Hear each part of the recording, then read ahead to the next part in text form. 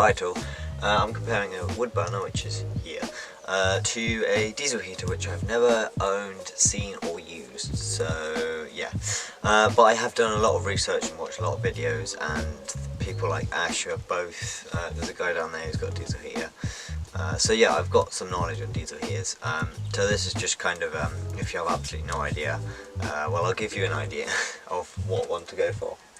So I think probably the main advantage of a diesel heater is the size, because obviously you have to have this, and it's like 40 centimeters by 40 centimeters or more, depending on the size of the burner, but that's pretty much the smallest you can get. Like in terms of, you've got to have some space behind to the left and the right and stuff. There'll be a burner video coming out when we're installing my mum's burner. We're doing that at the moment. We should get it finished today, and then that should be next week's video, if I get it all edited and stuff. Yeah, so these require a lot of space because this is the thing that's giving out the heat, whereas the diesel heater, the heat is contained, it's a combustion engine, and it just pushes it through some pipes basically. So much probably easier to install. You're only drilling 2 little holes in the floor rather than a huge hole in the top. And I would go for these over a propane heater. I'm just going to bring this up because in case you didn't realise, propane heaters and stuff cause a lot of condensation because they have a lot of water vapour in them, whereas diesel heater is just a dry heat. And a wood burner is obviously also a dry heat.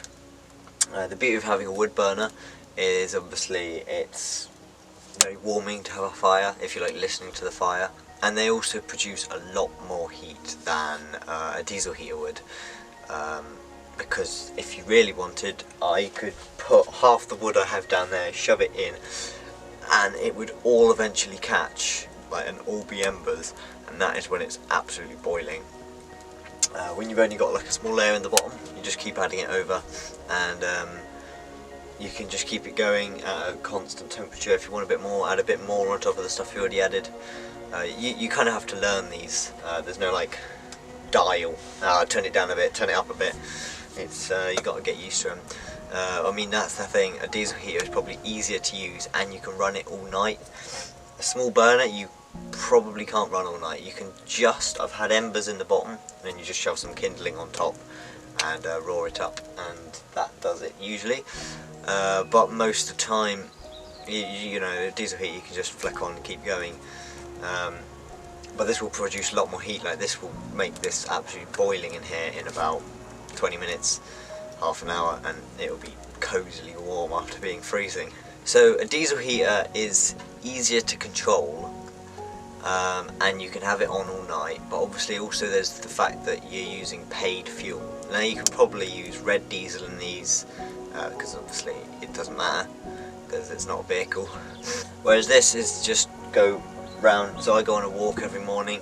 When I walked this morning, grabbed a load of wood and like pine cones because they burn really well, and there you go. And now I have heat for the morning as well.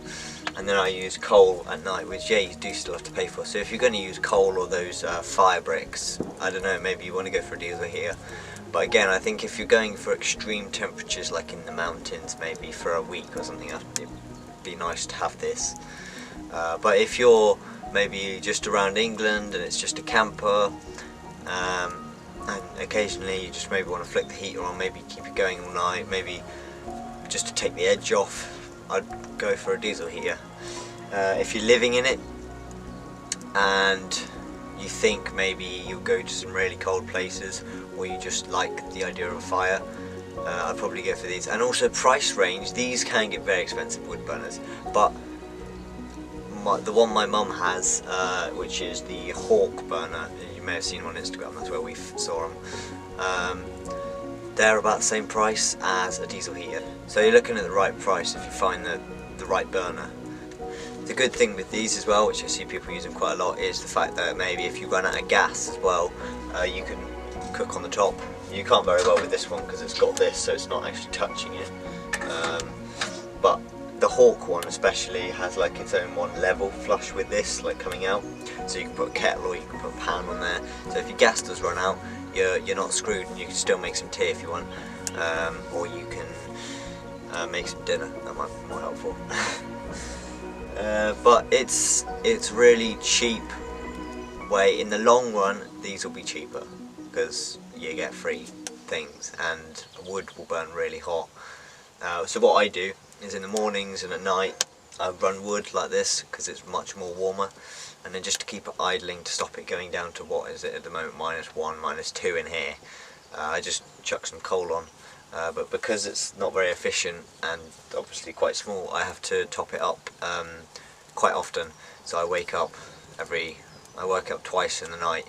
I've got an alarm and I top the fire up, and that just means that when I also get up, I don't even have to like put some kindling on. I just put wood on because it's been going all night and it just goes. So these are really good because you can have them like idling and just like not giving off much heat and just taking the edge off, or you can have them full on, making it like a sauna in here, and even when it's like -1, you still have to open all the doors and windows because you have literally overheated it in here. I've had that a couple of times, not recently because I've got used to it. You do get used to how to control them. So yeah, if you've got a small van, it's a camper, and you're not too worried, you just want something in case it gets cold in the night or something like that, I'd go for a diesel heater. And if you're living in it and you might be going to some extreme places, or even if you just want a luxury and you got the space basically, and maybe you want it to be cheaper and you are willing to go look for some wood, I'd go for a wood burner, definitely. And also I think what I'm going to do is like go for both. So if you're living in it, I think maybe there's the option to go for both, because if in the morning, because it can take like half an hour, because obviously with a diesel heater you can flick it on, stay in bed, but you kind of want to just keep your eye on this, and you kind of got to be on in front of it for like the first 5 minutes, 10 minutes, like loading it up with wood, making sure it's going, and then you just want to keep your eye on it until it's properly going. Whereas a diesel heater, you just flick it on, stay in bed. So you could do that and let it warm up a bit and then go down like the burner. Or maybe you just don't want to light the burner and you just want some heat for half an hour, go for the diesel heater. You know, if you've got the option of both, if you're living in it, I think that's a good idea. But yeah, so I hope this video helped you decide if you were thinking, if you're stuck between the two, or whether to go for one. Personally, I wouldn't go for a propane heater at all. If you think you're literally just a summer camper, we haven't got heaters in my dad's van, and if it does get a bit chilly, you just light the hob, maybe make a cup of tea while you're at it, and it just kind of takes the edge off.